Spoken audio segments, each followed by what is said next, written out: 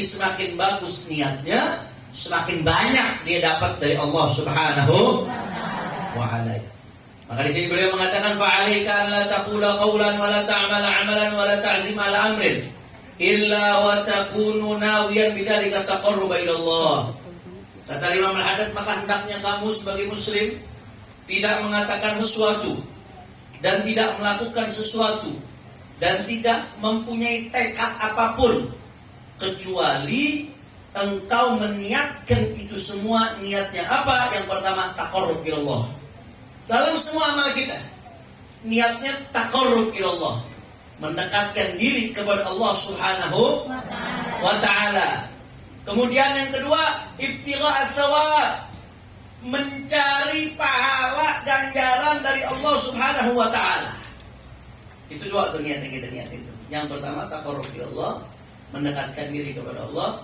Yang kedua, mencari pahala ganjaran dari Allah Subhanahu wa ta'ala. Bu.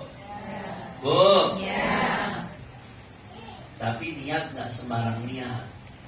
Niat yang baik harus dibarengi dengan amal yang baik. Niat itu bisa merubah. Ya, coba perhatikan baik-baik. Ada 4. Jadi niat baik harus dibarengi dengan amal baik. Sebenarnya kalau ada papan tulis enak ngejelasin. Tapi nggak apa-apa. Hah? Nah, nggak apa-apa, nggak usah. Buat kali ini aja sebetulnya. Perhatikan aja baik-baik, fokus, barang-barang fokus. Jadi ada niat, ada perbuatan. Niat baik plus perbuatan baik sama dengan baik. Perhatikan baik-baik, ada 4 rumus. Catat, ada 4 rumus. Rumus yang pertama, niat baik ditambah perbuatan baik sama dengan baik. Itu yang pertama. Contohnya apa?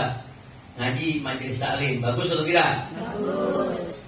Dipasang niat yang baik. Oh, saya ngaji niatnya apa? Yang pertama mau cari ridho Allah. Bagus nggak niatnya? Bagus. Niat yang kedua lagi mau dapat pahala majelis taklim. Bagus nggak niatnya? Bagus. Bagus. Niat yang ketiga lagi pengen nyambung silaturahmi sama teman. Bagus nggak niatnya? Bagus.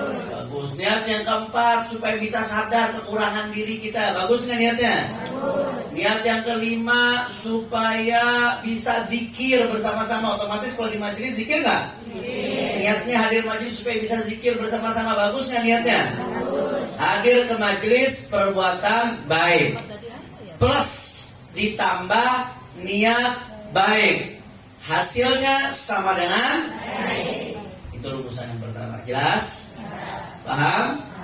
Rumus yang kedua, niat baik tapi amalnya ditambah amal buruk. Niat baik plus amal buruk. Niatnya baik tapi amalnya yang dilakukan buruk, hasilnya sama dengan buruk. Itu rumusan yang kedua tuh. Niat baik plus amal buruk, hasilnya sama dengan buruk. Contoh,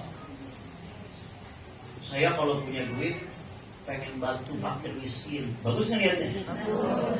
Pengen berangkatin merbot masjid supaya umroh. Bagus nggak niatnya? Bagus. Saya pengen haji kalau punya duit. Bagus nggak niatnya? Bagus. Tapi duitnya dari hasil korupsi. Perbuatannya jelek atau bagus?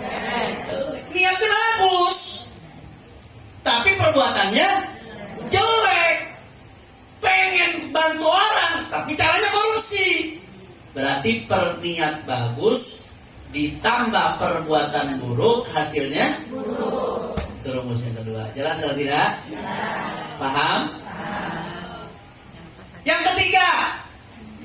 ketiga, niat buruk plus perbuatan baik, hasilnya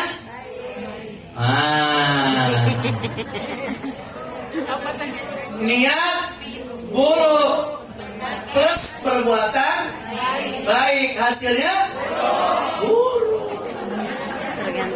Nah, itu rumus yang ketiga tuh, niat buruk plus perbuatan buruk, bukan apa? Niat buruk plus perbuatan hasilnya contohnya apa?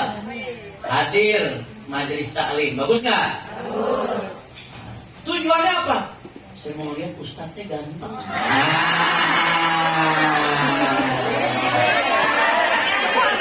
Bukan laki-laki aja yang nggak boleh menikmati syahwat wajah perempuan cantik. Perempuan pun nggak boleh syahwat dengan laki-laki yang ganteng kalau bukan mahramnya, saudara. Perempuan tadi bagus nggak di majelis taklim? Niatnya, hasilnya buruk. Udah dosa, lagi marah lagi bu. Jelas atau tidak? Beb, apakah gara-gara niat jelek terus kita hentikan perbuatan baiknya? Enggak juga, jangan. Perbuatan baiknya lanjutkan, niat buruknya perbaiki. Saya dulu pernah cerita, nggak apa saya cerita lagi sekali lagi. Ada guru saya, Abu Ya Habib Zain bin Hasan Baharun, pimpinan Dalwa, hafizahullah ta'ala wa ra'ah, beliau selalu dijaga oleh Allah. Ketika saya ngaji Ihya Ulumuddin jilid 3 di Dalwa saat itu, ketika saya ngaji sama beliau, saya ingat itu. Ketika bahas masalah riya. Riya itu berarti niatnya buruk atau bagus? Beliau cerita ada satu ulama. Perhatikan baik-baik ibu-ibu, ada satu ulama. Ini ulama, masya Allah alim, ilmunya luar biasa. Dia ngajar. Ketika dia ngajar, ketika dia ngajar saat itu timbul dalam hatinya perasaan, wah saya hebat ya. Ini orang-orang semua tunduk semuanya sama saya nih. Semuanya takjub sama apa yang saya sampaikan. Saya alim ya, nggak ada orang kayak saya. Timbul perasaan seperti itu. Perasaan seperti itu bagus nggak? Nggak bagus. Sombong itu. Niat itu udah nggak benar. Akhirnya udah setelah pertengahan dia ngajar, timbul lagi perasaan dalam hatinya, ya Allah, saya kok ngajar seperti ini ya. Bukan ikhlas karena Allah, saya merasa untuk berbangga diri ini saya ngajar. Supaya dibilang hebat ini saya ngajar. Bukan karena Allah, saya senang dipuji ini kalau saya ngajar seperti ini. Saya nggak ikhlas, kalau saya nggak ikhlas saya nggak dapat pahala dari Allah. Sia-sia semua yang saya amalkan. Akhirnya apa yang dia lakukan? Dia stop majelisnya. Karena dia merasa majelisnya bukan karena Allah, hanya akan dapat dosa, nggak dapat pahala. Dia stop majelisnya. Akhirnya apa yang terjadi bu? Begitu dia pulang ke rumah, orang tuanya masih sepuh. Orang tuanya orang sepuh, orang alim juga sepuh. Tadi anak muda juga, anak alim juga, tapi anak muda. Dia pulang ke rumah, orang tuanya alim sepuh. Orang kalau alim sepuh biasanya lebih bijak. Karena dia sudah lebih banyak makan asam garam kehidupan. Sudah lebih pengalaman di dalam perjalanan spiritual rohaninya. Ini orang alim yang sepuh, ayahnya dia nanya, nak, kenapa kamu pulang? Kata anaknya, iya ya, saya tutup majelis. Kenapa kamu tutup majelis? Iya ya, saya tadi majelis saya ngerasa bukan karena Allah, saya nggak ikhlas ya. Buat apa saya majelis kalau saya nggak ikhlas? Buat apa saya ngajar kalau saya nggak ikhlas? Sia-sia semuanya, nggak dapat apa-apa dari Allah. Anakku, kata dia, ketahuilah, ketika kamu ngajar, kemudian kamu riya, setan senang. Setan senang, gembira setan. Kenapa? Berhasil menggugurkan pahala kamu. Gembira setan. Tapi nak, ketika kamu berhenti ngajar gara-gara takut riya, setan bukan lagi senang, tapi pesta, saudara. Berarti pesta lebih senang atau tidak? Lebih senang lagi. Artinya pelajaran yang mesti diambil dari sini apa? Saya selalu ingat pesan guru saya ketika ngaji Ihya. Kita beramal, amal lanjut. Sedekah. Majelis. Perbuatan baik, dakwah, terus dakwah. Jangan mikir macam-macam, jalanin terus. Sambil hatinya ditata, Bapak Ibu sekalian. Memang ada bapak-bapak di sini. Kepuasan bu. Sambil hatinya ditata, sambil hatinya diperbaiki terus. Jangan gara-gara takut gak ikhlas, akhirnya saya nggak mau ngaji asal karena saya kalau ngaji hati saya belum ikhlas. Setan hilang tuh, setan pesta.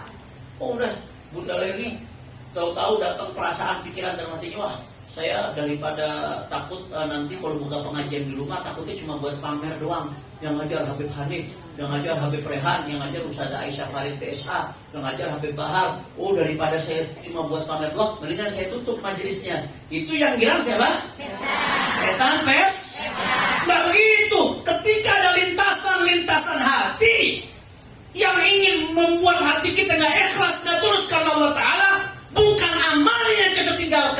tapi lintasan hatinya yang dilawan. Bagaimana kita lawan? Ya Allah ya Rabb, kalau saya beramal ngarepin pujian, berapa lama sih bertahan pujian manusia? Berapa lama sih bertahan pujian manusia? Kalau yang saya ngarepin karena pengen dipandang orang, pandangan orang berpengaruh apa sih sama hidup saya? Tapi kalau saya tulus ikhlas karena Allah, Allah yang kasih segala-galanya buat saya, terus saya pengen persembahkan ini untuk selain Allah, alangkah ruginya saya. Terus sambil dilawan Bapak Ibu sekalian, Bapak lagi deh. Sambil dilawan ibu-ibu sekalian, sambil dilawan. Bu,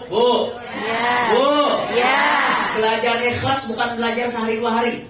Catat omongan saya. Belajar ikhlas bukan belajar setahun 2 tahun, bahkan bukan 10 tahun 20 tahun. Pelajaran ikhlas pelajaran seumur hidup. Kenapa? Karena setan gak akan pernah berhenti godain kita untuk tidak sebagaimana setan gak pernah berhenti untuk membuat kita gak ikhlas, maka kita gak boleh berhenti untuk melawan setan supaya berusaha ikhlas, saudara. Setan gak pernah berhenti untuk bikin kita gak ikhlas.